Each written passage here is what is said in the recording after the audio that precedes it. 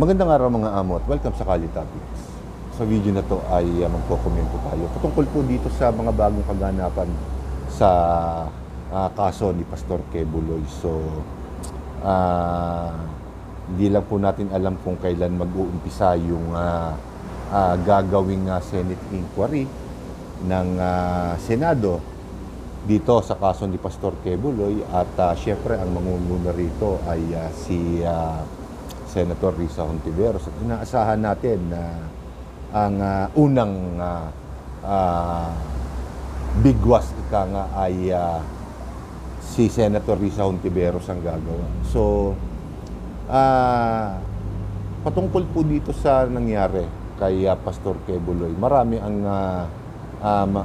sa ating mga amo ang nagtatanong kung ito nga ba talaga ay politically motivated ika nga. So, sa ngayon, yan po ang medyo mainit na pinag-uusapan sa lahat ng sulok ng ating komunidad, ika nga. At marami na rin mga politiko ang nadadamay. May nagsasabi na inuunti-unti na ng administrasyon ang ika nga mga dating matatapat na tauhan ng dating administrasyon. Andyan nang inuusig na si former spokesperson Harry Roque. Meron pang nasiwalat na dating PNP chief na di umano ay tumulong, nagkanlong at nagpatakas kay former Banban Mayor Alice Guo, yung kaso ng Pharmally, nahuli na raw yung dating DBM Undersecretary. Bumelta naman si dating Pangulong Rodrigo Duterte, dinimanda naman si Sec Benhar Abalos na dating ginawa niyang official din ng kanyang gobyerno noon. Kung di ako nagkakamali ay sa MMDA. So, at ito nga po, yung kay BP Sara Duterte, yung issue naman ng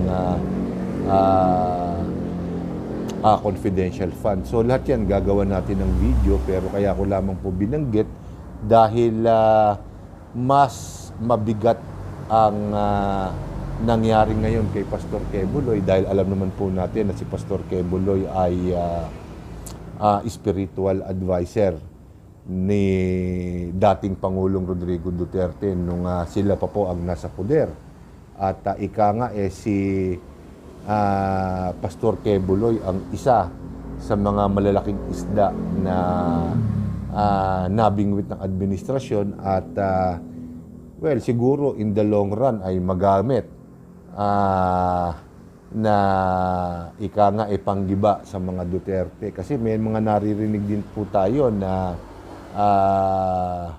mga chismis lamang po ito na gagamitin yata si Pastor Quebuloy at pipilitin nilang mailink, ika nga, si dating Pangulong Rodrigo Duterte dito sa di umano, lilinawin ko mga amo, di umano ay mga scrupulous na negosyo at mga, kasi merong kaso si Pastor Quebuloy na money laundering yata,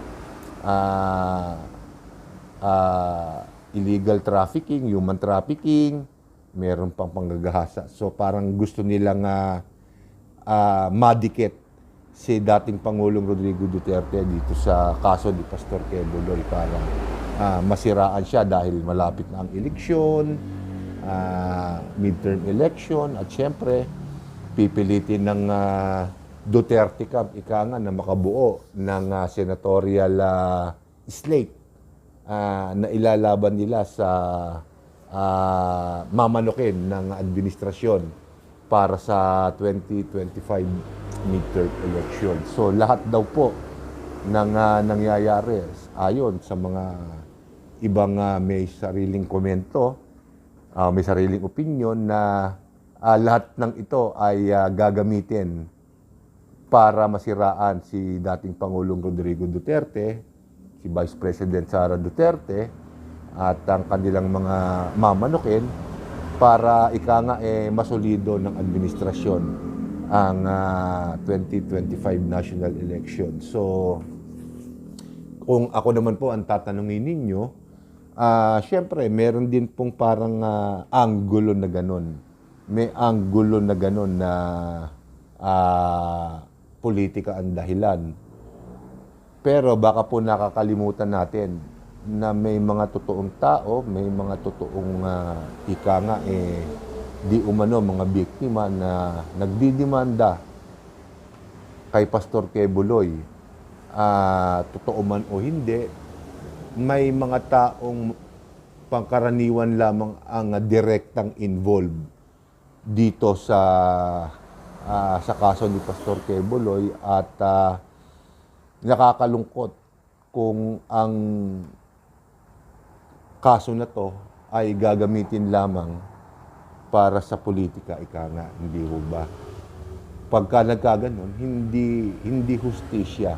Hindi hustisya ang hinahabol ng mga taong involved o mga taong gobyerno na involved dito sa kaso na to kung hindi para lamang supili ng isang tao, dalawa o tatlo, o isang pamilya para sa ika nga pansariling kapakinabangan nila. Kaya wag naman sana ganun at hindi ko naman sinasabing guilty si Pastor Quebuloy. Sapat ang kanyang lakas, sapat ang kanyang kapangyarihan at pera para maipagtanggol niya ang kanyang sarili. Kaya medyo interesante rin Kasi kung ikukumpara doon sa naaalala kong religious leader na nakunbi, di hamak na mas malaki. Di hamak na mas ma-impluwensya si Pastor Quebuloy kung ikukumpara sa kanya. Kaya interesante kung ano ang kalalabasan ng ika nga ng kaso na to. Siya ba ay makukonvict o mapapawalang sala? Ikalawa, may mga usap-usapan o may mga balita na meron daw private army si Pastor Quebuloy at di umano, again, social media ko namin ito, di umano ay itong mga tao na to, itong mga individual na to na miyembro ng private army ni Pastor Quebuloy ay gagawa ng kaguluhan sa hindi natin malamang kaparaanan, ay syempre makikiusap tayo na wag at pabayaan natin ng ika nga ng hustisya na gumulong. Dahil kaparso sinabi ko kanina, may mga totoong tao, may mga maliliit at pangkaraniwan tao na direktang involved sa kaso na to. Bigyan din po natin sila ng pagkakataon na makuha nila yung hustisya na gusto nilang makuha.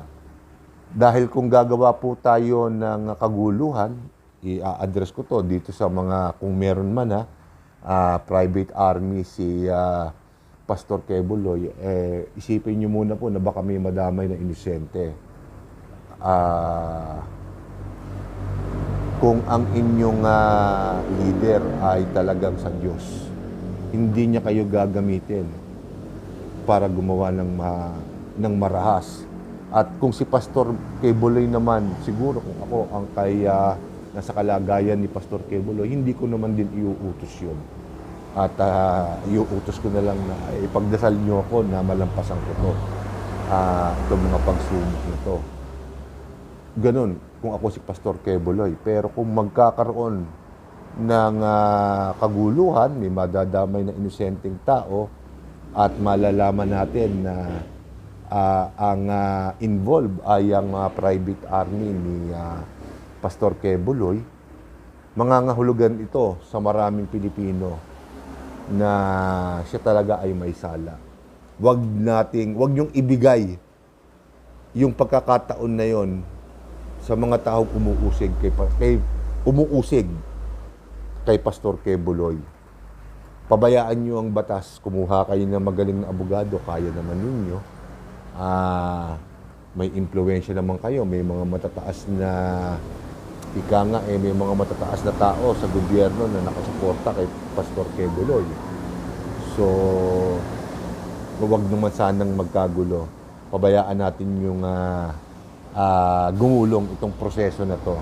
At siyempre, ang panghuli, yun nga gagawin Senate inquiry dito kay Pastor Quebuloy. Siguradong dadalo na siya dahil sa ayaw at sa gusto niya. Kung kinakailangan buhatin siya papuntang Senado, mangyayari. Sana maging maayos naman sana yung mga pagtatanong kita nga. Wag namang pakabastusin yung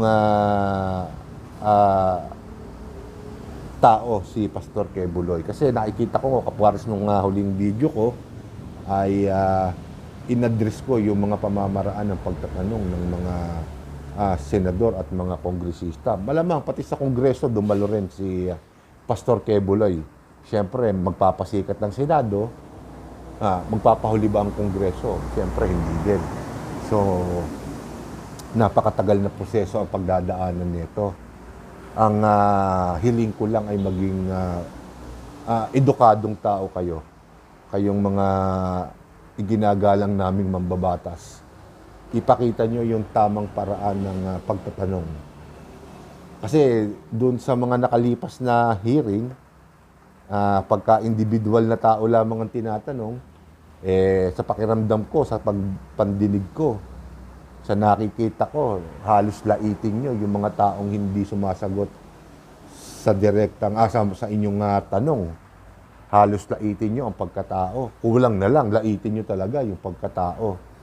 Hindi na professional, hindi na edukadong tao yung nagtatanong, kung hindi isang taong parang nandun na sa kanto. Yung mga ganun, mga kanto boys. Wag naman sana ganun ang gawin yung pagtatanong kay Pastor Quebuloy. Siya ay isang pinuno ng sekta. Maraming tao magagalit sa inyo kapag binastos nyo yan. May sala man o wala, isa dapat ang trato. Igalang nyo rin. Hindi ho ba? Mas maganda yon. So dito ko muna po tatapusin ang video na to at aabangan natin kung ano ang mga magiging nakaganapan oras na mag-umpisa na ang Senate at Congressional inquiry sa kaso ni Pastor Quebuloy. So hanggang dito muna po ako at maraming salamat po sa inyo at magandang araw.